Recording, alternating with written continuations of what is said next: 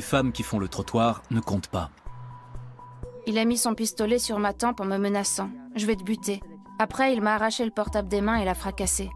Il me disait qu'il allait me larguer en race campagne et que tout le monde s'en foutrait. Et aussi que j'étais une nullité, que j'avais jamais existé pour personne.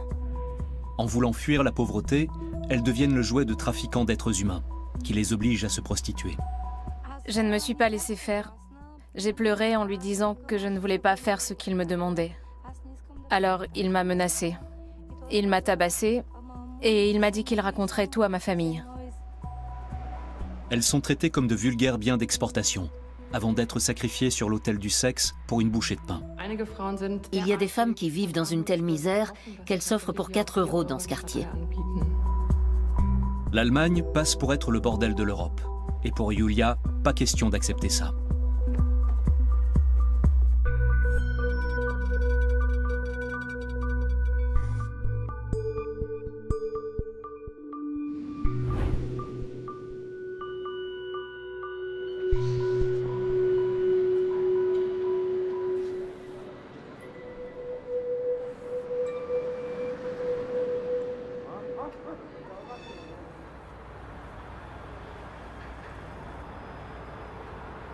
Julia Wege est là pour elle. Sans son aide, Sacha et Ellie ne seraient jamais sortis des griffes de leurs souteneurs. Elles viennent de Bulgarie et ont grandi dans un village dans la plus grande pauvreté. Elles se sont amourachées d'hommes qui leur ont fait miroiter une vie ensemble dans l'opulente Allemagne.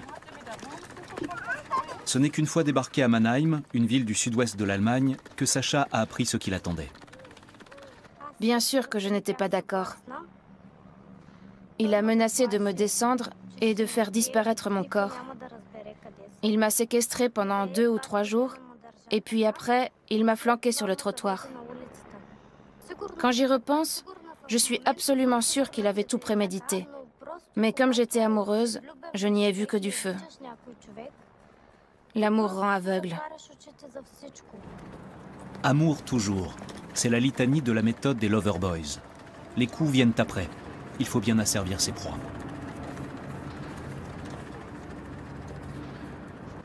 J'avais au moins 15 à 20 clients par jour. Chaque fois, j'empochais dans les 50 €. Sauf qu'à la fin du mois, je n'en voyais jamais la couleur.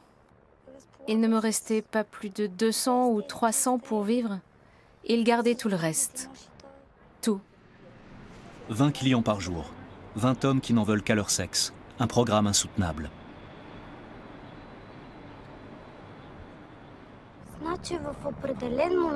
Dès que le type entre dans la chambre, tu débranches ton cerveau.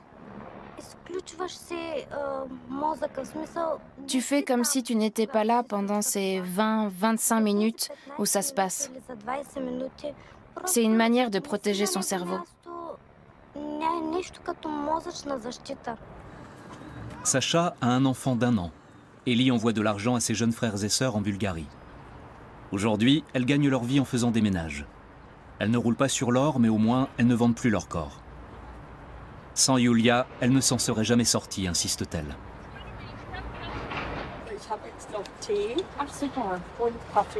Amalie, c'est le nom du service diaconie d'aide et d'accompagnement des femmes prostituées à Mannheim. Il est financé par l'État, par le Land de Bade-Württemberg, ainsi que par des dons. Julia l'a fondé il y a 7 ans. Elle a dû affronter de vives oppositions. En Allemagne comme ailleurs, les prostituées n'ont pas de lobby. Ils étaient très peu de gens à y croire au début, tout simplement parce que la plupart d'entre eux ne voyaient pas l'utilité de porter secours à des prostituées. Quand les gens ouvrent grand leur porte-monnaie, c'est surtout pour les enfants ou les animaux atteints de maladies. Amalie organise des distributions alimentaires, aide dans les démarches administratives, propose un toit à celles qui sont sans abri et sort ces femmes de l'enfer de la rue. Sandra est là presque tous les jours. Elle adore faire la cuisine. Aujourd'hui, elle mijote un plat typique de sa Jamaïque natale. Elles se sont acceptées ici. Dès la première fois où j'ai mis les pieds ici, je portais des sacs de tous les côtés et je n'avais nulle part où aller. C'était comme un miracle. On accepte les gens. Ici, tu es accepté pour ce que tu es en tant qu'être humain. Dans la rue, poursuit Sandra, les hommes ne voient que la pute en toi. Sandra est une enfant née d'un viol. En abusant de sa mère, son grand-père est devenu son père biologique. Il a aussi violé Sandra par la suite. Violer un être humain, c'est aussi violer son âme. J'ai beaucoup et longtemps bataillé avec moi-même, à me demander si je méritais d'être aimée et si au fond je n'étais pas uniquement sur Terre pour faire le métier que je fais. Les gens que je rencontre ne veulent rien d'autre de moi. Et du coup, le seul échange que j'ai me renvoie toujours la prostitution à la figure. Wolfgang Heide est gynécologue à Heidelberg, la ville voisine. Il fait une journée de bénévolat par semaine à l'association Amalie. Aujourd'hui, Sandra ne travaille que quand elle n'arrive vraiment plus à joindre les deux bouts. Elle a demandé un examen de routine au docteur.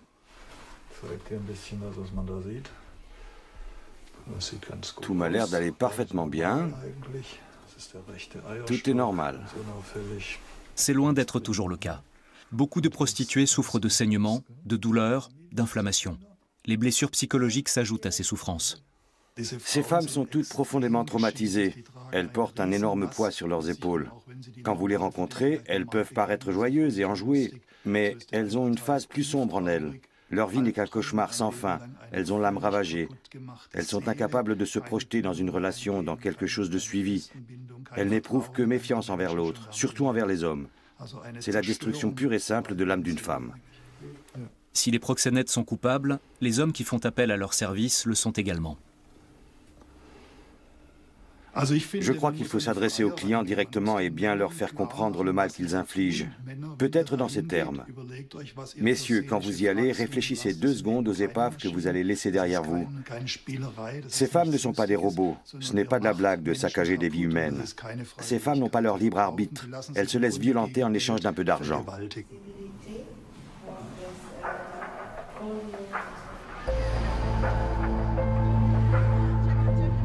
Le quartier de Neckarstadt-West à Mannheim est une mosaïque de 23 000 habitants et 160 nationalités.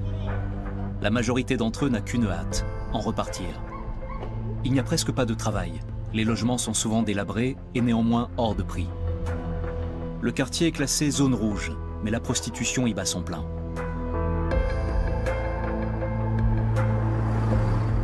Julia Wege s'y rend régulièrement afin de gagner la confiance des femmes. Mais c'est loin d'être gagné. Elles ont importé cette conception de leur pays d'origine et pensent qu'on peut soudoyer la police, qui n'est d'ailleurs pas là pour les aider. Elles n'ont jamais entendu parler du travail associatif. Et c'est un aspect très compliqué pour nous. Quand nous intervenons à l'extérieur et faisons du travail de rue, il nous faut parfois des mois, voire des années, avant qu'une femme vienne vers nous. Il s'écoule beaucoup de temps avant qu'elle se dise prête à nous accorder sa confiance.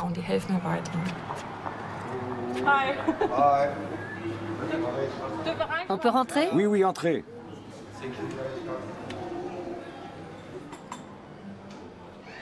Sedat Shakir tient un café dans le quartier. C'est une des personnes de confiance pour Julia. Il connaît Neckarstadt comme sa poche depuis 40 ans qu'il le pratique. Pourtant, à la naissance de sa fille, il a déménagé sans hésiter.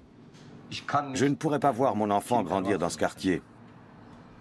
Et pourquoi pas ? C'est dangereux. De quoi tu as peur exactement ?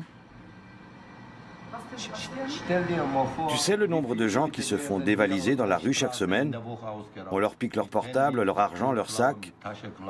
Ça pourrait aussi bien arriver à ma femme ou à ma fille. Sedat raconte aussi qu'un meurtre a été commis juste devant son café il y a 1 an. Quant à la prostitution, elle continue comme si de rien n'était. Je crois que tout se passe en privé. Avant, c'était officiel. Et maintenant, c'est dans l'illégalité.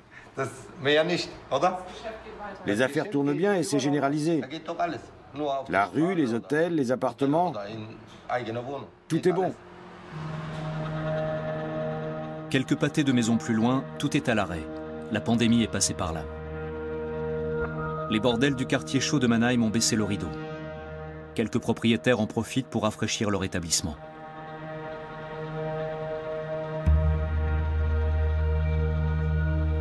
Ceux qui font travailler ces femmes trouvent que l'Allemagne n'a plus rien d'un Eldorado en ce moment. Et ils les renvoient dans leur pays d'origine.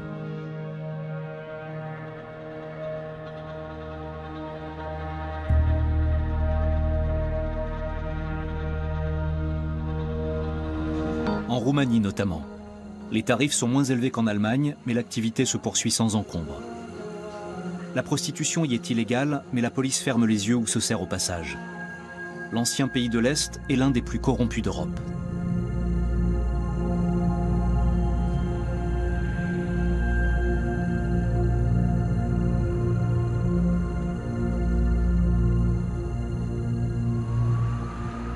Mais même en Roumanie, il existe des structures qui tendent la main à ces femmes en détresse.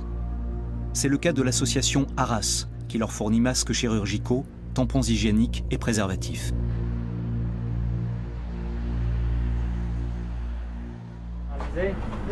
Mirella a peur d'être contaminée par la Covid-19. De nombreux clients refusent encore d'utiliser des préservatifs. À 32 ans, Mirella fait le trottoir depuis 10 ans, jour après jour, soir après soir.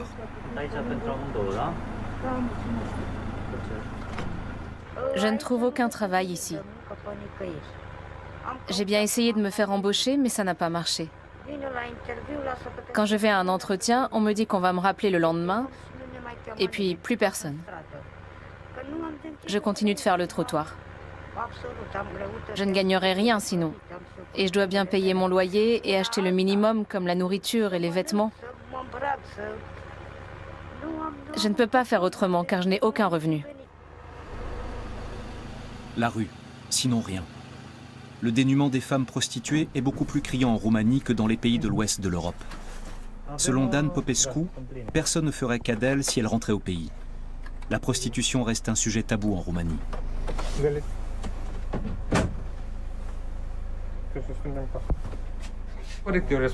C'est aussi à l'Union européenne de prendre ses responsabilités et d'agir, en proposant une aide financière aux victimes, par exemple. Si elles sont renvoyées dans leur pays, elles se retrouveront exactement dans la situation qui leur a fait fuir la pauvreté. Elles ne seraient pas parties si tout s'était bien passé pour elles ici. Elles retourneront de toute manière dans les pays où leurs services sont mieux payés, que ce soit l'Allemagne, la Suisse, la Belgique, la France, ou encore dans celui où leur souteneur les a prostituées. Là où il y a une demande et des possibilités, quoi qu'il en soit. En Europe, 60% des femmes prostituées viennent de Roumanie et de Bulgarie.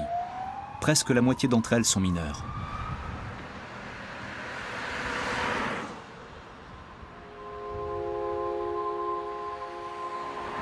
Liliana était tout juste sortie de l'enfance quand elle est tombée dans les filets d'un proxénète.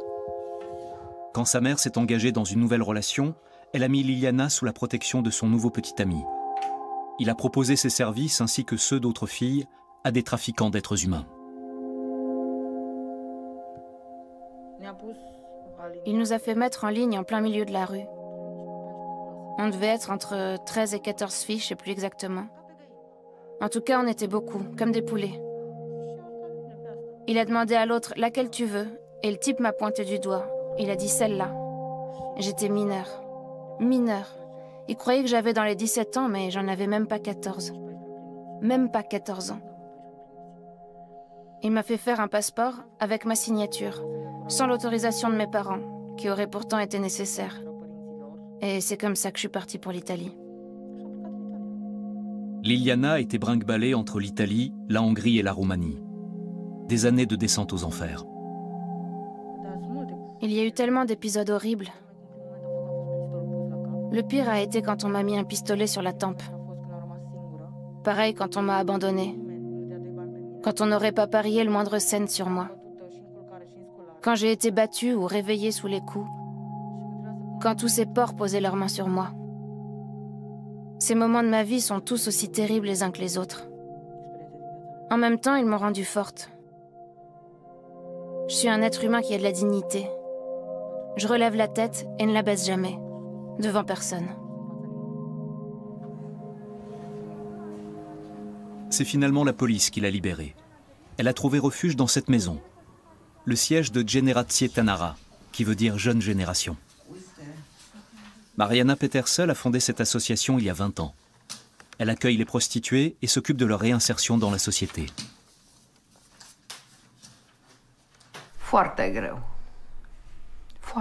C'est si dur pour ces jeunes filles. Elles font des efforts surhumains pour mener une vie normale. Mais c'est comme si elles étaient cataloguées. est marquée au fer rouge. Je suis une telle et je suis prostituée. On leur a enfoncé ça dans le crâne. Elles ont été tellement rabaissées et humiliées qu'elles ne se voient plus autrement, bien qu'elles n'y soient absolument pour rien. Mariana ne reçoit pratiquement aucune aide de l'État roumain. L'Allemagne se montre plus généreuse en revanche. Il y a cet ancien commissaire maintenant à la retraite qui participait à nos campagnes de soutien aux prostituées quand il était encore en service. Il a d'ailleurs incité d'autres personnes à nous aider. Et il continue à nous appeler de temps en temps pour savoir où on en est. Le commissaire allemand, c'est Manfred Paulus. Aujourd'hui à la retraite, il voyage très souvent en Roumanie, se documente, donne un autre éclairage à la pauvreté des travailleuses du sexe. Il rencontre aujourd'hui Julia Wege d'Amali et Marietta Hagenay de Solvodi à Hallen, dans le Bade-Württemberg. Ensemble, ils échangent et planifient de nouveaux projets en Allemagne et à l'étranger. La prostitution forcée touche toute l'Europe et le rôle de l'Allemagne n'est pas des plus glorieux. Depuis 2015, on fait un voyage par an dans les pays de l'Est de l'Europe. Pendant une semaine, nous menons une campagne d'information dans les écoles pour expliquer aux élèves la réalité de l'Eldorado occidental et celle de l'Allemagne. Au début de nos exposés, quand on demande aux enfants qui parmi eux aimerait aller en Allemagne, en Suisse ou en Autriche, ils sont 70% à lever la main. Le crime organisé se nourrit de cette volonté d'émigrer, imputable à la pauvreté et l'absence de perspective.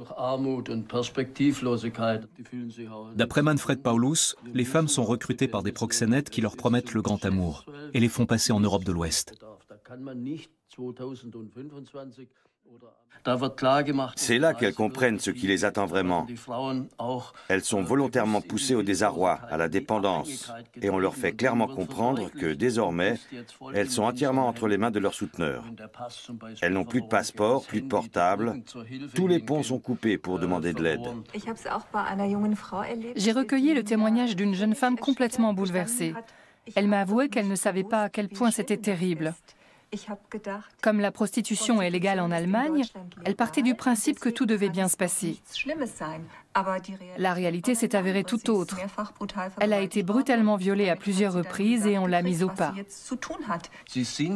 Elles sont prisonnières de la sous-culture de ce milieu interlope, qui est en grande partie criminel, et régi par des lois qui s'apparentent à celles de la mafia. La délation y est considérée comme un crime de lèse-majesté. Ne pas dire qu'on se prostitue de son plein gré et que personne ne vous a forcé serait la pire forme de trahison. À les entendre, elles sont là parce qu'elles le veulent bien. Elles l'affirment avec aplomb et elles signent. On estime qu'en Allemagne, 90% d'entre elles ont été forcées de se prostituer. Le législateur n'en parle pas moins de métiers librement choisis, de prestations sexuelles étrangères à toute action criminelle. Dès lors, comment venir à bout de ceux qui se cachent derrière le trafic d'êtres humains? Même en Roumanie et en Bulgarie, personne ne comprendrait cette législation allemande pseudo-libérale. Dans tous ces pays où on recrute, on sait aujourd'hui très bien à quoi s'en tenir et ce qui se passe réellement avec les filles et les femmes dans l'état de droit qu'est la République fédérale d'Allemagne. Au-delà de la surprise, je dirais même que les gens éprouvent un certain mépris. Je crois qu'à la longue, nous ne pourrons pas nous permettre d'en rester là. L'Allemagne passe pour être le paradis des proxénètes et des trafiquants d'êtres humains. Inacceptable pour ces associations qui font un travail de prévention et de sensibilisation, comme avec cette campagne d'affichage. C'était avec des élèves à l'école, dans le cadre d'un projet. Et je trouve vraiment super que vous ayez apporté ça. On peut envisager de faire pareil à Mannheim? Pour attirer l'attention sur l'esclavage sexuel, des lycéennes allemandes ont inscrit « Not for sale », pas à vendre, sur leur front, en solidarité avec les adolescentes des Balkans. Les affiches seront fixées sur des clôtures de chantier. Manfred Paulus aurait bien aimé rendre visite à son homologue roumain, Adrian Vladoiu. Il devra se contenter d'un entretien à distance. Ils échangent depuis des années et se sont liés d'amitié. même s'ils doivent faire appel à une interprète pour communiquer entre eux. Beaucoup de femmes sont revenues en Roumanie car les bordels ont baissé le rideau en Allemagne.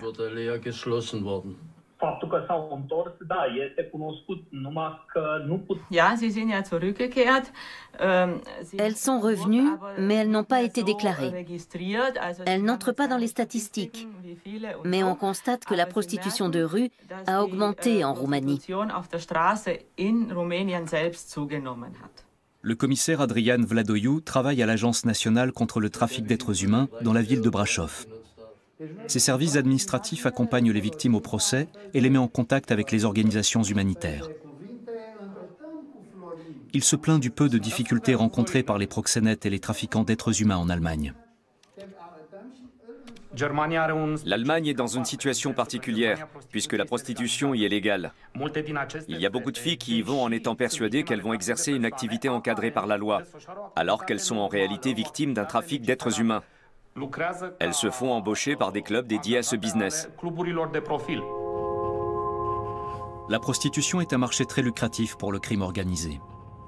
Contrairement aux armes et aux stupéfiants, la marchandise qu'est le corps humain ne coûte rien, et elle est recyclable à volonté. Celles qui échappent à cet enfer ont beaucoup de mal à retrouver le chemin d'une vie normale.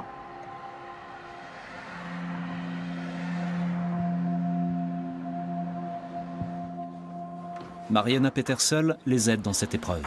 Elle leur offre un toit et la sécurité. Nicoletta et Anouka s'activent au fourneau. Nicoletta a été vendue à un proxénète par son beau-père. Anouka a été libérée de la prostitution avec son fils de 6 ans. L'enfant a partagé le supplice de sa mère pendant de longues années.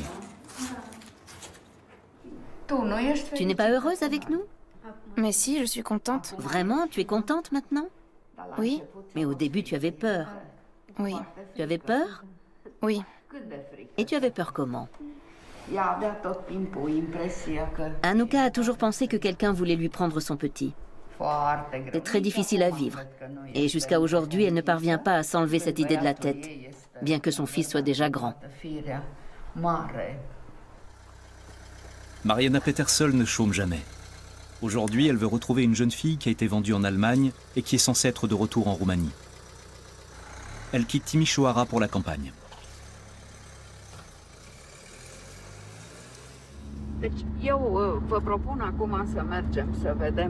Vous allez voir ce que grandir à la campagne veut dire ici. Et aussi les conditions de vie de ces enfants, de ces jeunes filles. Et vous comprendrez la pression qu'ils subissent. Au point de tomber dans les mailles de ce marché immonde. Et d'en être complices.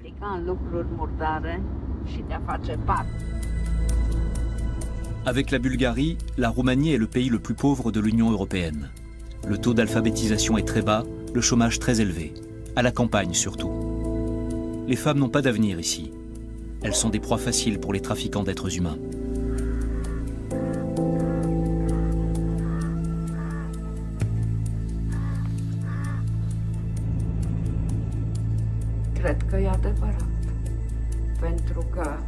C'est pourtant vrai que tout part de la pauvreté et de l'impossibilité de gagner sa vie d'une manière honorable. De l'impossibilité de se dire qu'on peut vivre dans la dignité. C'est pour ça que je dis que la pauvreté engendre des monstres. Elle ne trouvera pas la jeune fille qu'elle cherche. Peut-être est-elle encore en Allemagne. Toujours est-il que Mariana ne baissera pas les bras, même si sa mission lui semble parfois vaine. À Mannheim, dans les locaux d'Amalie, la distribution alimentaire va bientôt commencer.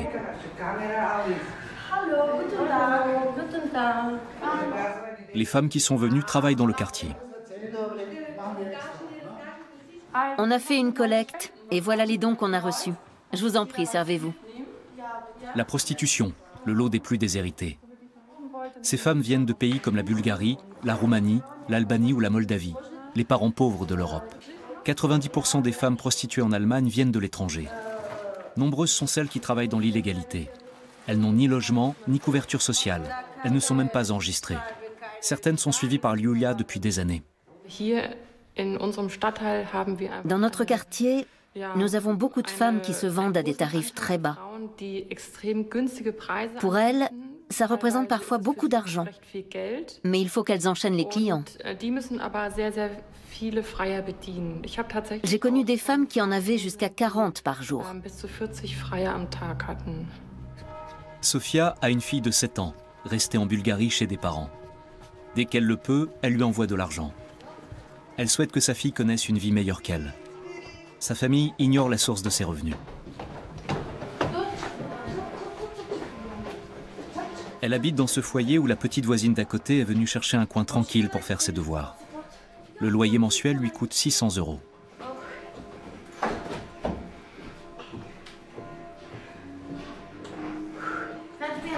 En haut, on reçoit les clients, tandis que le niveau inférieur abrite des enfants. À cet étage, 20 personnes se partagent la cuisine, les toilettes et la salle de bain.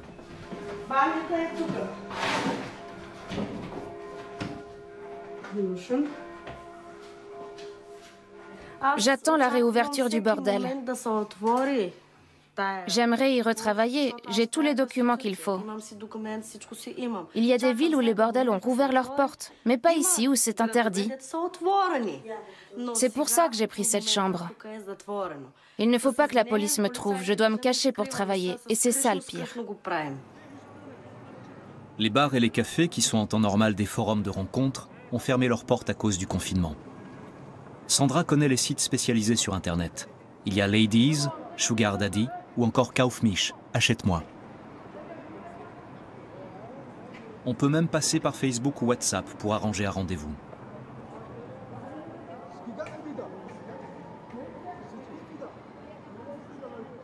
Quand on va sur un site, les hommes demandent si on peut aller chez eux, si on a Facebook ou WhatsApp, et si on peut leur envoyer des photos.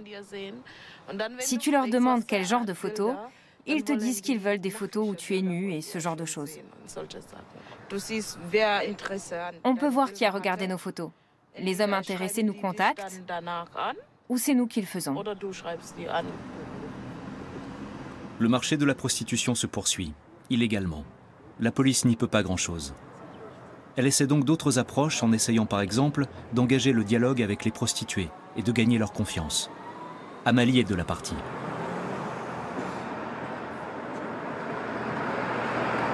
Le chef de la police de Mannheim s'est rendu dans ses locaux.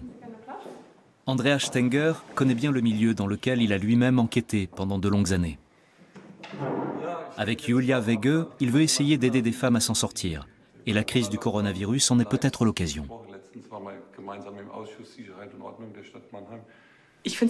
Je n'en reviens pas du nombre de femmes qui se décident à rompre avec le milieu en ce moment. Actuellement, on s'occupe d'environ 13 d'entre elles qui ne supportent plus leur situation et sont en quête de nouvelles perspectives.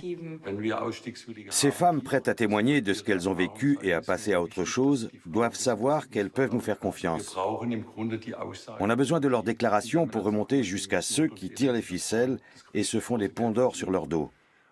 Et pour nous, dans la police, ce n'est pas gagné avec la loi sur la prostitution en vigueur. Aux yeux de la loi, les prostituées sont des prestataires de services, au même titre que les infirmières. L'intention est bonne, sauf que la légalisation de cette activité n'a pas permis d'endiguer la criminalité du milieu qui l'encadre. Et les clients devraient eux aussi être ciblés.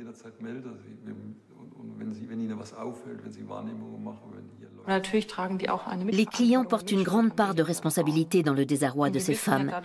Nous savons par ailleurs que les tarifs ont tellement chuté avec l'afflux de prostituées venues de l'étranger que chacun a accès à ce genre de service. Je suis toujours très étonnée de voir que des hommes de plus en plus jeunes y ont recours. Alors il faut faire comme en Scandinavie, où on incrimine les clients qui sont allés voir des prostituées. Ils sont pénalisés et mis devant leurs responsabilités.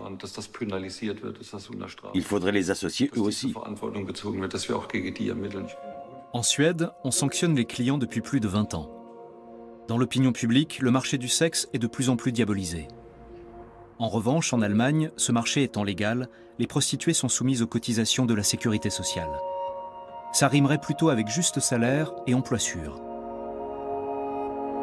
La réalité est beaucoup plus sombre. 90% des 400 000 prostituées qui travaillent en Allemagne ne sont même pas déclarées.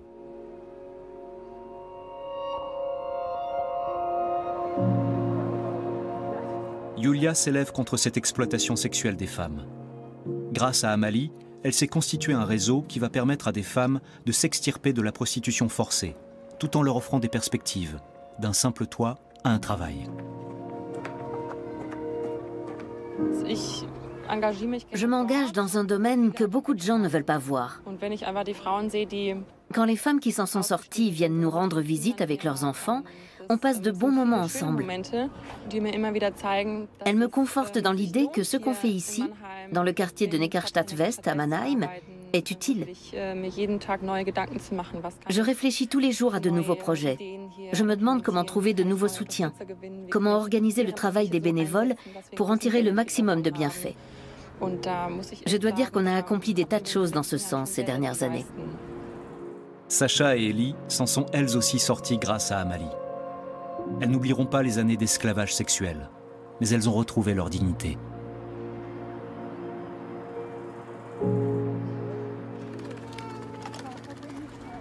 Les gens d'Amalie m'ont appris que les femmes avaient des droits, qu'il fallait toujours se défendre et qu'on pouvait demander de l'aide. Ils m'ont rendue forte, car je sais maintenant sur qui je peux compter.